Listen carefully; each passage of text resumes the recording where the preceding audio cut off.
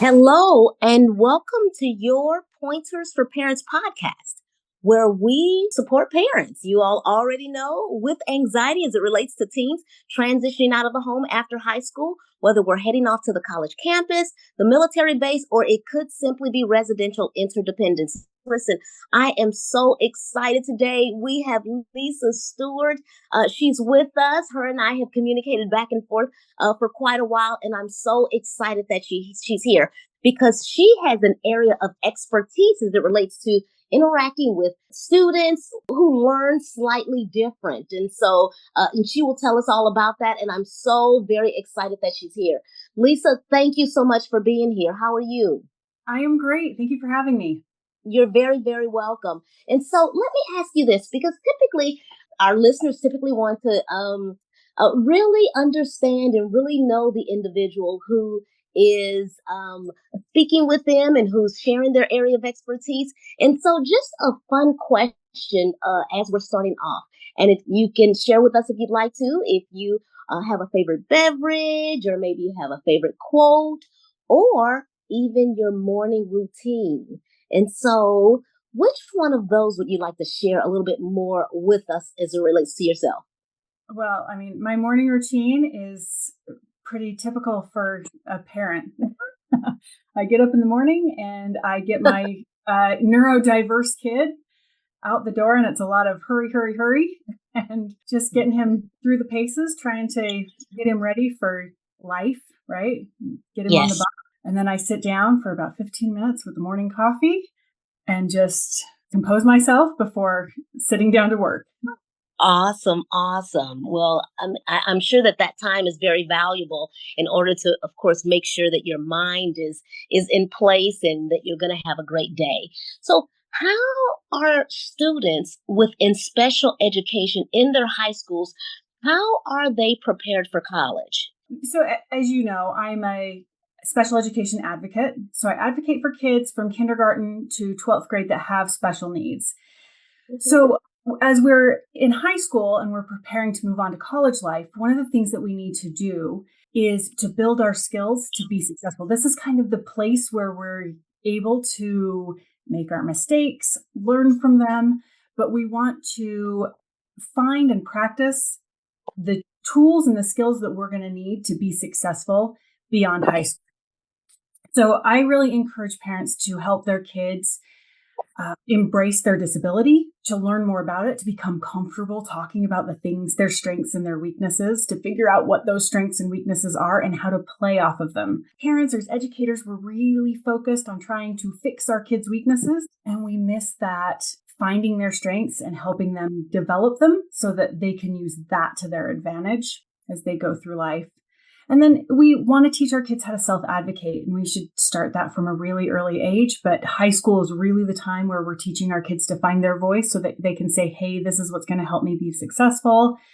This is what I need to be able to complete this task or job or class. And high school is a great time where we put those accommodations into a list, and they can take that list with them and modify it through life to communicate with employers, with professors, with partners as they go about their life. I love that, Lisa. I love that. And that's very interesting. The last comment you made in reference to having the accommodations and taking those accommodations with them to the next level, whether that's to the college campus and throughout life. Now that's enlightening. So not only is that a reminder for them, then that's a reminder for whomever they may even be interacting with so that they can know how to interact with them or teach them or help them to learn. Oh, that's powerful. Yeah. I love that. I love that. So, and then you mentioned also to self advocate. Mm-hmm. I'm sure that you teach in your practice certain types of skills that would help parents, of course, to then instruct their teens or their children how to advocate for themselves. Absolutely. And it's so important in life that your kids are able to voice the things that they need and that the people that are listening to them can respect and support them in that advocacy. And it's hard. It's hard when they're in high school, Mhm. because they're not quite taken seriously. And it's even hard. Even I have neurotypical kids that are in college, and in their college life, sometimes as a parent, you feel this need that you want to step in because they still don't have that respect from these Mhm. adults that are helping them through life. And so it's important that we teach our kids how to find their voice and to say, no, this is what I need. Mm. I love that. I love that. Thank you. So, what specific accommodations are offered to special education students entering onto that next level that we were speaking of, the college campus? Yeah. So the Americans with Disabilities Act it covers any schools that are publicly funded. So any college or university publicly funded, they are required to provide reasonable accommodations to students with disabilities. But unfortunately, unlike high school, there isn't a list. There's nothing where we can go through and say, okay, my kid could use this and this and this. Every school gets to decide what's reasonable for each student and how or even if they're going to provide it. So when we're looking at colleges, that's one of the things we need to do as special education parents is reach out to those college campuses and find out what accommodations they offer, what their requirements are, because it's going to vary vastly from school to school. But Mm. some of the most common accommodations that are offered on most college campuses, you're going to find note taking assistance, extended time for exams, secluded or very quiet testing environment, access to accessible materials, um, access to be able to use assistive technology, and usually permission to record lectures. So, but when we're as parents and as students, we need to remember that accommodations aren't just what the school can provide, it's what we can do for ourselves. So some of the accommodations that are out there that you don't need a college to say, yeah, go ahead and use this. Mm. There are tons of note taking apps out there. I love OneNote. It allows you to press record so you can record the lecture of the professor. And then as you take notes on your computer, it syncs those two. So when you go back to your notes, you can click on that line and it will replay what the professor was talking about at that moment. You can avail yourself of private tutoring. Lots of college campuses have tutoring centers or support centers. Chegg is a great resource. Many textbooks sell their answer keys as a support. You could use that. Look into schools that provide smaller class sizes. Walk into the classroom and get a seat at the front of the class. Find a planning app that helps for you. And my favorite one that is just so recent is AI. It's going to change the world. And we need Mm. to figure out how to embrace that. In fact, I've taken the AI to my IEP meetings and I have it record my meetings and then it kicks out a summary and a dot by dot of what was talked about and who said what. It's fantastic. So it's just going to get better from here. Oh my goodness, that is a plethora of accommodations that you just Sorry, provide. did I talk too fast?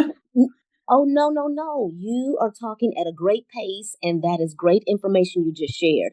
And so, when a student, and this is just a follow up question to that one, when a student then arrives on the college campus and they have their accommodations from their high school, then it's important for parents, then, when they visit the college, to seek out that office. I'm thinking that would provide that help. Show them the accommodations, talk to them about that, and then I'm thinking that they would probably complete an application or something along those lines, just so that student is recognized as one who is seeking and will be receiving the help. And I know it's probably even on a case by case basis, or what are your thoughts regarding that? So my recommendation is that you reach out to the school before Oh, even accepting okay. um, admission. You want to know what the school is going to offer and you want to know what the requirements are because every school is going to have a different set of requirements to receive those accommodations. And so that's almost part of the decision-making process is who can best support your child in their endeavors in college. And if we don't know what the schools are going to offer and we just show up on campus and we're like, okay, my kid has a disability. What are you going to do for him? then Mm-hmm. we're bound to be disappointed. But if we can go in before the acceptance process, and even before the application process, really reach out to that disability center, make them a part of the process from the very beginning. You're listening to Your Pointers for Parents podcast, where we support parents with anxiety as it relates to teens transitioning out of the home after high school. To get additional tips tossed and or gems dropped, subscribe to our weekly emails by clicking on the link below. Now back to Your Pointers for Parents podcast. Okay. Thank you. What tests are taken to decide the high schoolers who are in special education, their ability to be successful? This is a great question because, interestingly, most parents that are in this process, they think they know. And the true answer is, it is different for every single school. Just like accommodations are different for every single school, the requirements for being eligible for those services is different for every single school. So my recommendation is, when you're applying for the school, Google the university's name with the word disability documentation requirements and find out what their actual requirements are. I can give you generalities. Oftentimes, schools will want a psychoeducational evaluation that is less than 3 years old. Oftentimes, they're going to want some type of evidence that you had disability support in high school. But again, every school is different. So knowing exactly what you're going to need before you leave high school is really imperative, because high school will test for you. And those are some pretty expensive tests. So you're going to want to get that testing taken care of while you're still in school before moving on to university. Okay. Point well taken. Are there any universities that specialize in educating students who have neurodiverse thinking? Any universities at all? Yes. In fact, you can Google greatvaluecolleges.net and put in top colleges for disabled students, and it will give you a list. But there are a couple that do it really well. Landmark in Vermont is specifically driven toward neurodiverse students. Beacon in Florida, they actually only accept neurodiverse students. So everything that they do, all of their professors are geared toward supporting kids that are neurodiverse. University of Arizona has incredible support services. But if you have a school that you are partial to, reach out to them and find out what they are. My daughter attended Bowling Green State University, and they have a great support system. She didn't take advantage of it, but as I was looking around on their website, I was like, this is awesome. They actually have an additional service, which is additional paid support, but they help your neurodiverse kids organize their classes, take their notes, plan their schedule to make sure that they've plotted everything out so they're going to have enough time to complete all of their projects. So there's a lot of supports out there if you look. Okay. So it means just taking time out and that's, as parents, I mean, that's part of our role anyway, is to make sure that we're spending that time and pouring into our students. So my final question now, do you believe that students who have qualified for accommodations in college, that they are able to continue learning to their full capacity, given that they are away from home? I mean, there's so much that comes with, this is a different environment. These are different interactions they're having. I mean, they're students on the college campus, but they're strangers as well. So that's a whole nother component that's added on top of that. And so if so, what can parents do to support them while this whole parenting at a distance? Absolutely. How can they do that? Parenting at a distance is hard for anyone, whether you have neurodiverse kids or not. So, and I definitely understand that. In fact, when my oldest went to university for the first time, we were actually living in Manila and she went to Ohio. And so we were 12 hours time difference. And I bribed her. I said, if every single night when you come from out doing whatever you're doing, if you just text me the words "in for the night," I will pay you $1 a day. And then at the end of every month, Oh. I sent her $30 and I had peace of mind. It was totally worth it. I mean, just totally worth it. So like we have to kind of think outside of the box. But when you add that neurodiversity in, it can really be a little more stressful as parents. So Mm-hmm. I recommend parents maintain open and honest communication with their kids. And Okay. I think we really need to back off of the, hey, grades, grades, grades, grades, grades, and really Mm-hmm. support that independence for the first time in their life. Yeah, that's just, it's stressful for kids, but it's stressful for parents, but they're experiencing something that they've never had the opportunity to experience, and they're going to make mistakes, and we need to allow them to make those mistakes and say it's okay and we love you anyway, and how can we help you get back on track. um, but we can also help them with organization, time management, just kind of asking those questions. What do you have coming up? How are you going to accomplish that? Oh, that sounds really difficult. What's your plan? Encourage our kids to get involved in school activities. Sometimes we send our neurodiverse kids off and they've had a horrible, horrible high school experience. Mm-hmm. And we need to help them realize there are kids out there that that are just like them, probably Mm-hmm. right on their college campus. And they need to just start joining those groups and find their people. Because if our kids don't have people, they're going to be so unhappy. So Mm-hmm. encourage them to get involved, find the groups. And if they try a group and it doesn't work, that's okay. There's millions of them. Find something else. Absolutely. Yeah. So, and then encourage your kid to get involved in uh, offering service, do getting involved in the services that are available on campus for neurodiverse students.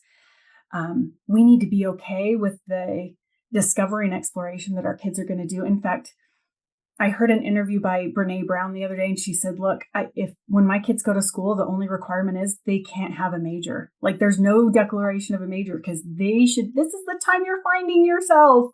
Yeah. And I thought, oh, that is such a great mentality. And as parents, we really want our kids to get to success as fast as possible.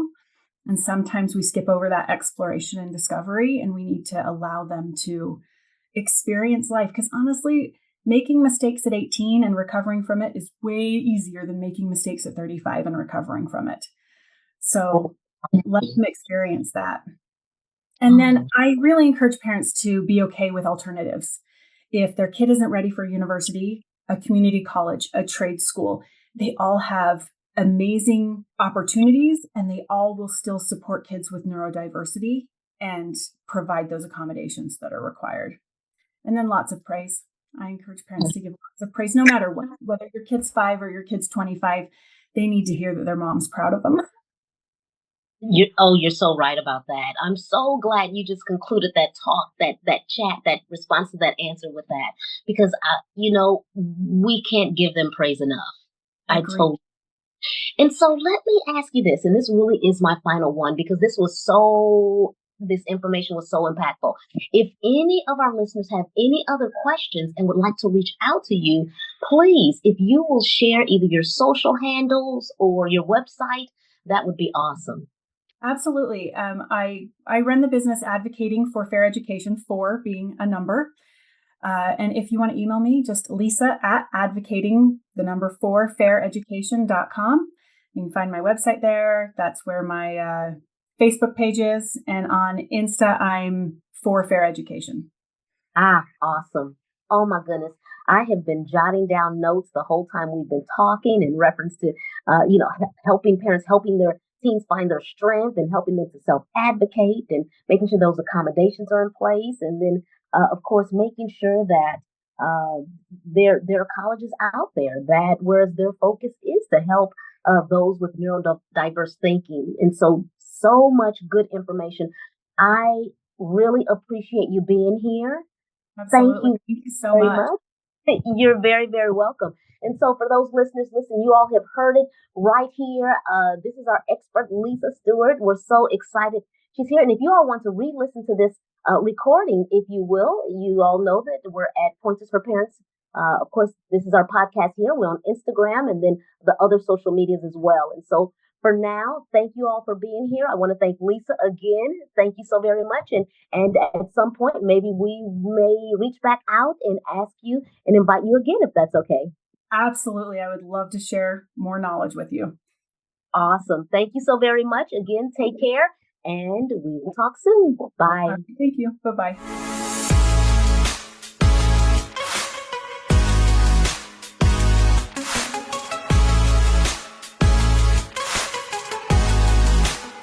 Pointers for Parents podcast.